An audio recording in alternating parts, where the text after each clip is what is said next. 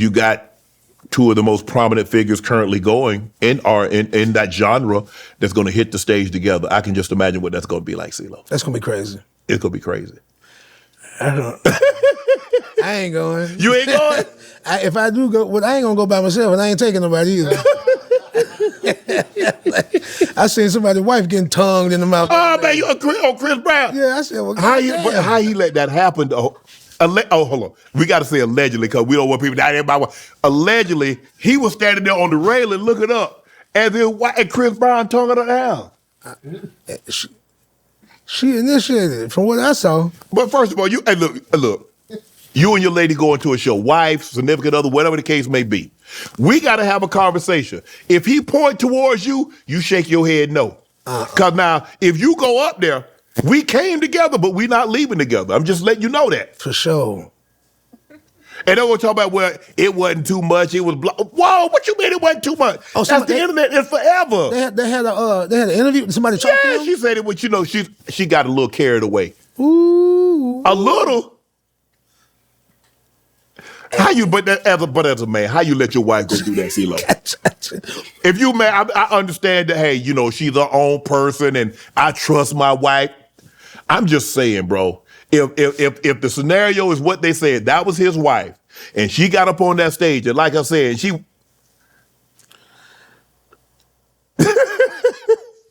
I'm scared to even say what I'm even thinking about that. But I'm saying we have this discussion. Okay, your lady nice looking. That's probably like especially if you close by and he's like, oh, okay. So they talked to him. So what was his thing? What was his thing? I know she a Chris Brown fan. That's why when he pointed her out, I let her go. And I mean, because sometimes I'd be wanting to believe that it's trolling. Like they would transplant it. Well, you need to put somebody else. You need to troll with somebody else, girl or wife. You can't troll with mine. No, I mean, like I didn't know if it was real or not. I don't. That's a part of it, but I'm just saying. But I mean, the way he was just looking, he was amazed too. I saw it. I saw it, and I was like, "Is this real?" I don't know what's real no more. I don't. I'm like, are they?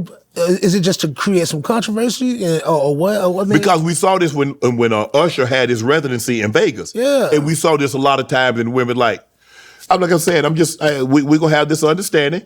If he looks at you and points you and tell you to come up there, you say no. Jesus, you gotta say no. I'm just keeping it real. I mean, because that's a conversation that you have at home. Yes. I'm like, why you want to go? Okay, we can go. I like Usher too. I ain't going. Okay, if you ain't going, but then she, okay, you say you're not going, but she goes with her girlfriend. And all of a sudden, you watching the concert, it's on live, and all of a sudden you see your lady up there. And she grinding on him, and he grinding on her. She on the couch, and they do it, and all of a sudden, he put a little tongue in her mouth. Oh! So now what? I ain't going, but if that happens, I'm coming. You wait down now. But I think I understood because they were just trying to say like it was his way of just saying I'm confident, I'm secure in our relationship and our love. I know she brought me. I'm confident too, but I want another man kissing a lady. That was a nasty kiss. That was a nasty kiss. Hey, it wasn't just one. It was a couple, and it went back for another. I'm seeing it in my mind right now. I'm like, no. You talking about divorce papers early in the morning. It's like, let me get off that, man. That's the thing about Q&A, man.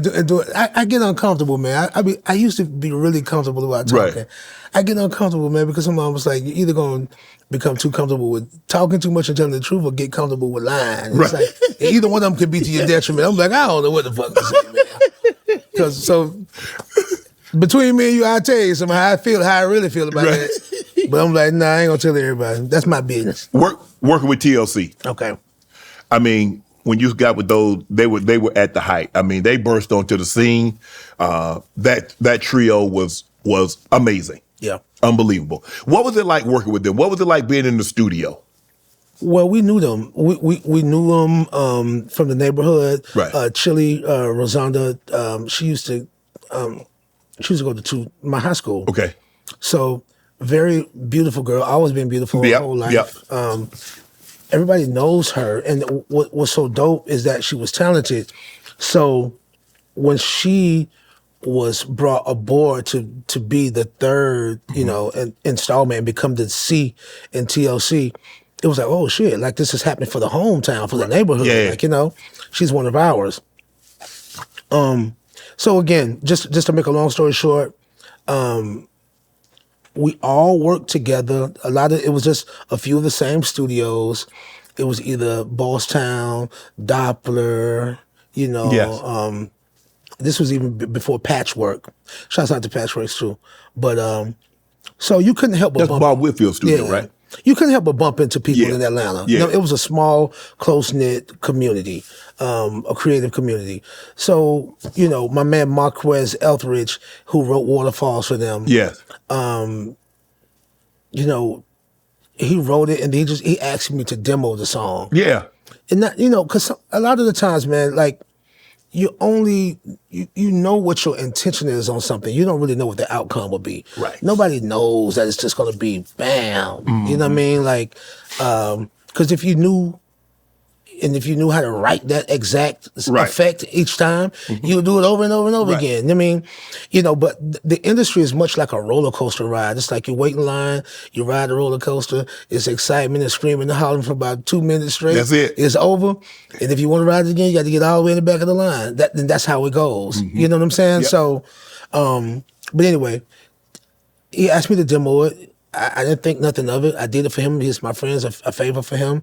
They cut the record. It's a hit record. And then they kept some of me in the vocals. So you can hear me if you listen really good. Wow.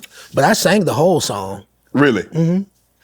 But you see what they went through, obviously, the contracts. What is it about the music industry? Because it's hard to find a really good story in the music industry because, bad contracts and they got you locked in and you think you signed this and you signed that and they take all of this and they take all of that and you're like, these musicians, these artists work so hard, they get so little and the most of them have major, major success and when it all comes down to it 10, 15 years later, they don't have anything to show for it. Well, I'll say this. To speak to their situation, I know that the only writer and publisher was Lisa Left Eye. God bless her. Tion and Chili did not write their parts. Okay. I want to say Dallas wrote everything besides Left Eye's parts. So if you don't get any publishing, you don't get a residual, right? And I hope I'm not speaking too inappropriately about that because I know it's personal and it's sensitive, but it's also public that, Tion was stricken with sickle cell. Yes. And it affected their touring. You know what I mean? Like, that's where you make your money. You know what I mean? Okay. So if you can't tour because of those health reasons or otherwise, then of course that end result over time could be that, that pot not looking like a lot. Right. Want to join Club Shay Shay? Become an official member by hitting that subscribe button, where you never know who's going to be joining us for drinks and conversation. Don't be late to the party because we like to do something before 2 something.